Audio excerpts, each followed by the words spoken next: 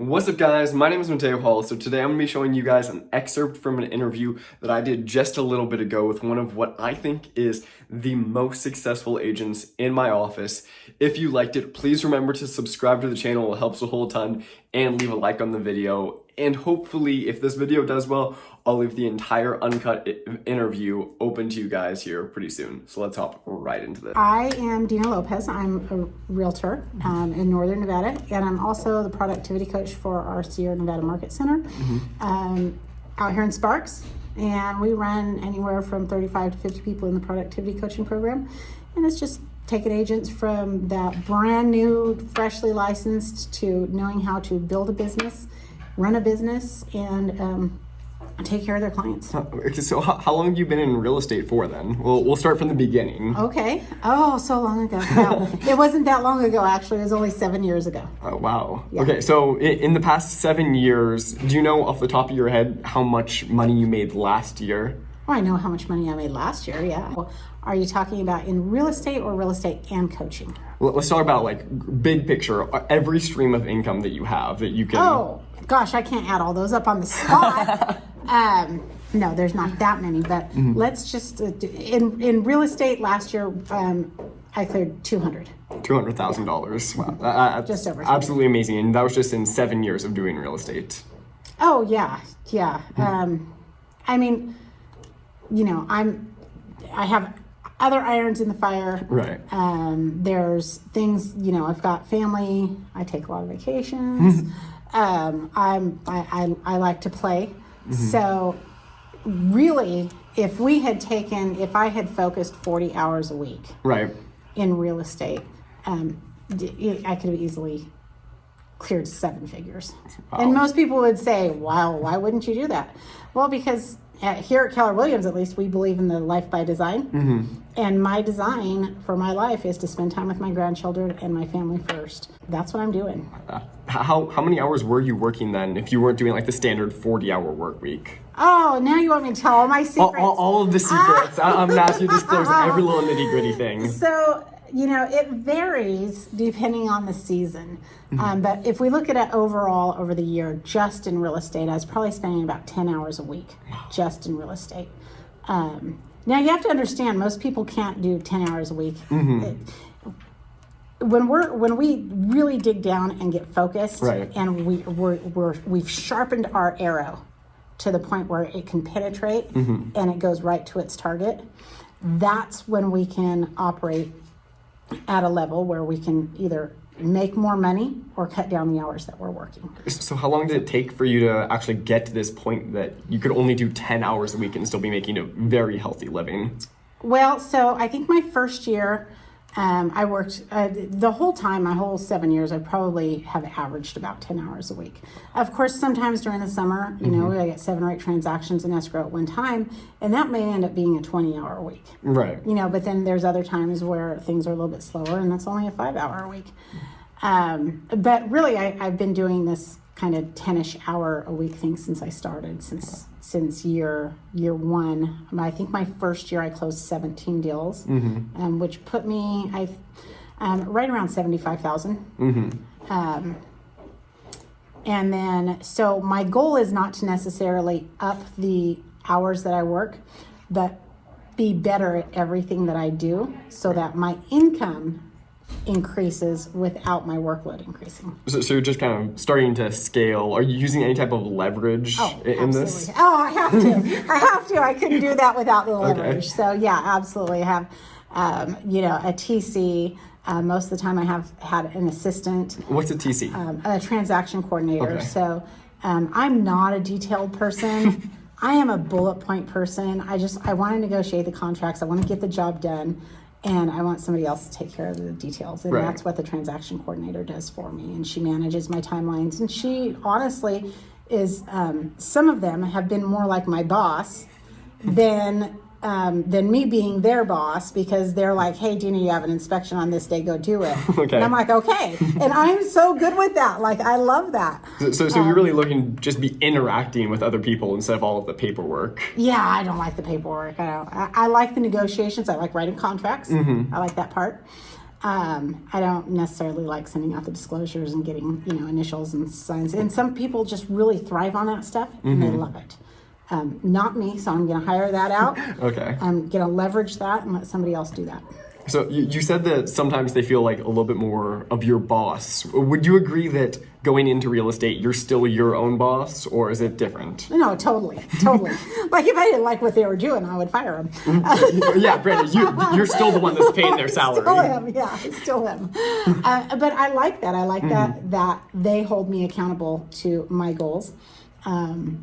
Because I have to be held accountable as well if I'm going to hold them accountable to what they need to do.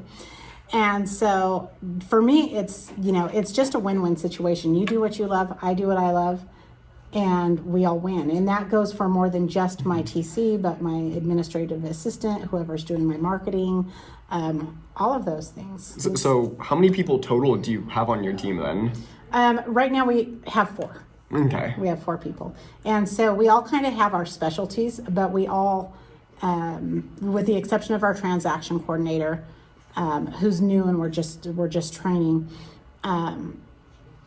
we all are cross-trained. Like we can do anything.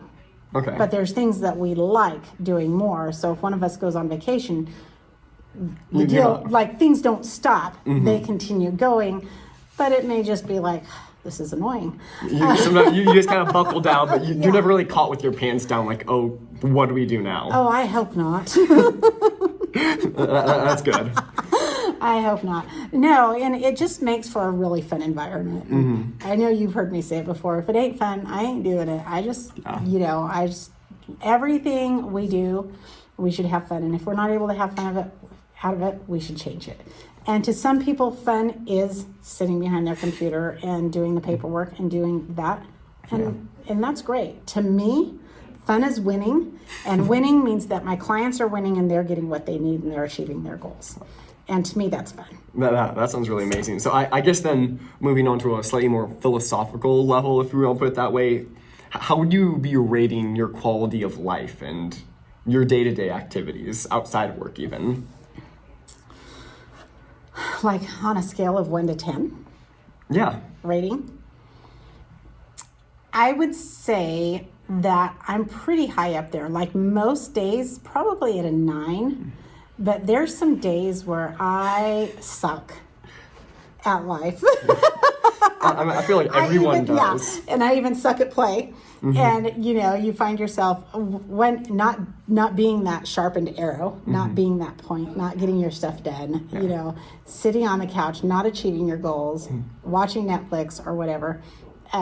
I try to make sure that those are less and less every year. Right. Because if I'm going to have a relaxed day, I want it to be relaxed out on the lake. That makes sense. I want it to be intentional relax and not lazy relax. There's this quote that my old choir teacher would say. She would say that only the best cheesecake would do. And what that kind of boils down to is that if you're going to be eating some sugar and cheesecake, actually enjoying something, don't just have a Snickers. Because a Snickers, you're going to eat it, it's going to be great, whatever. Go out there and have some quality cheesecake because you're going to be having the calories anyways. So if you play hard, right? Yes, totally.